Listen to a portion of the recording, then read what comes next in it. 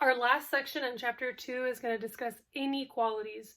So an inequality is when one side doesn't equal, meaning it's greater than, less than, or perhaps it's greater than or equal to, less than or equal to. So we're not using an actual equals sign in the equation.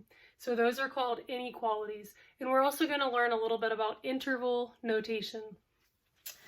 So when we talked about conditional equations, a conditional equation means the variable equals one thing.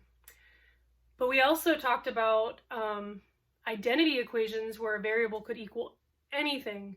So inequalities are going to allow the variable to equal multiple numbers on a spectrum.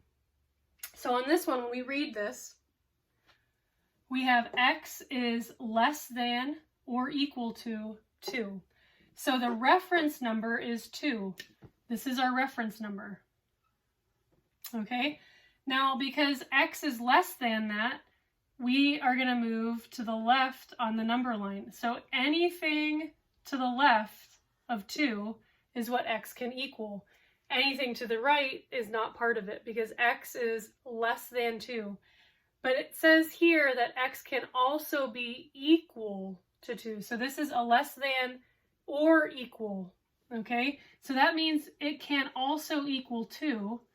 So we're going to color in that dot because we want to represent that we can include the number 2. Okay? So this is just graphing this inequality right now. The next one, x is greater than. So I don't know how you remember it, but I remember in grade school the big one, the alligator is always eating the big number. So this is opening to the 2, so the 2's the big number. This is opening to the x, so the x is going to be the big number, and this -1 is going to be the small number. So x is greater than -1. So -1 is our reference point. That's where we're starting. And it says that x is greater. So greater means that we're going to be moving to the right on the number line. Moving to the right.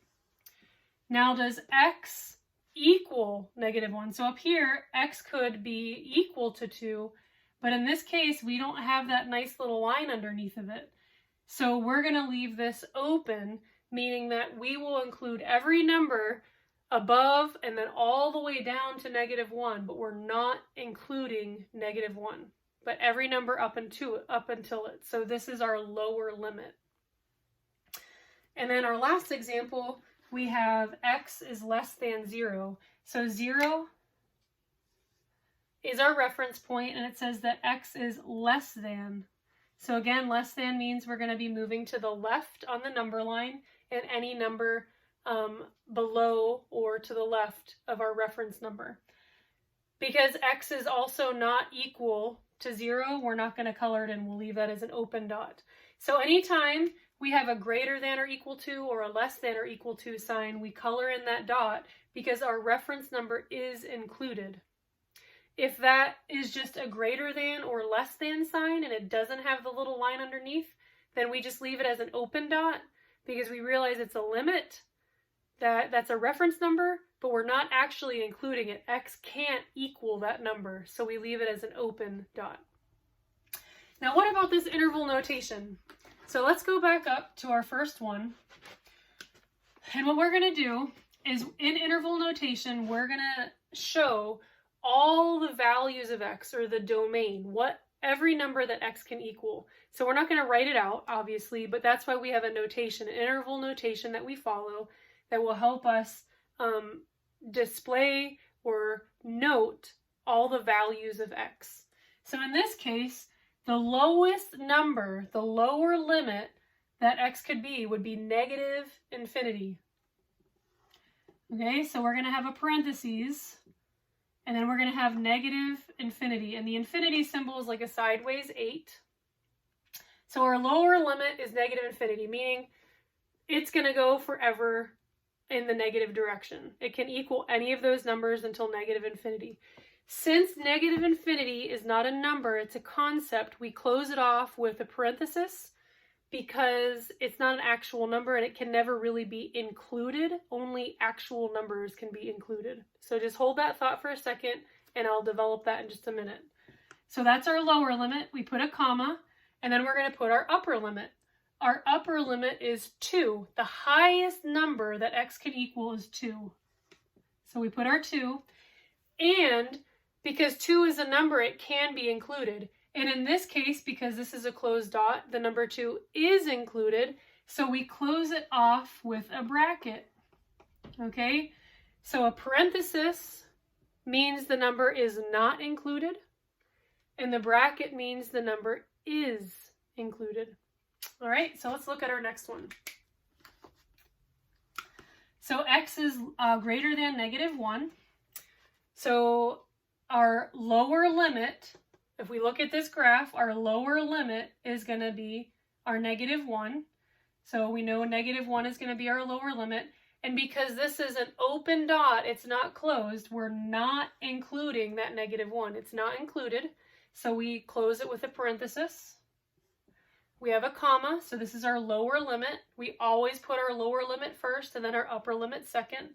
And our upper limit, because this arrow is just going to go on forever, it can equal anything greater than -1. That's going to go all the way to positive infinity.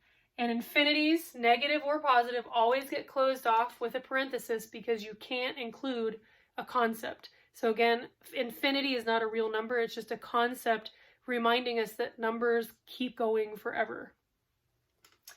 And then our last example, x is less than 0.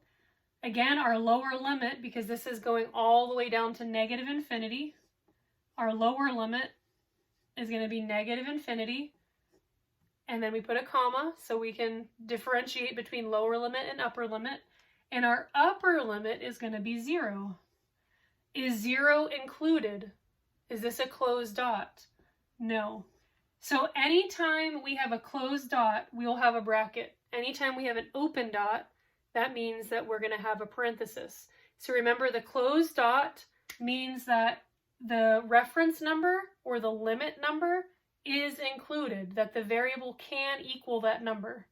So anytime you have the greater than or less than sign with the equal to line underneath of it, you know you're going to have a closed dot, and that limit will be closed off with a bracket instead of a parenthesis. So here we have graphing these inequalities and then writing the domain of x, or what x, all the numbers that x can equal, using our interval notation.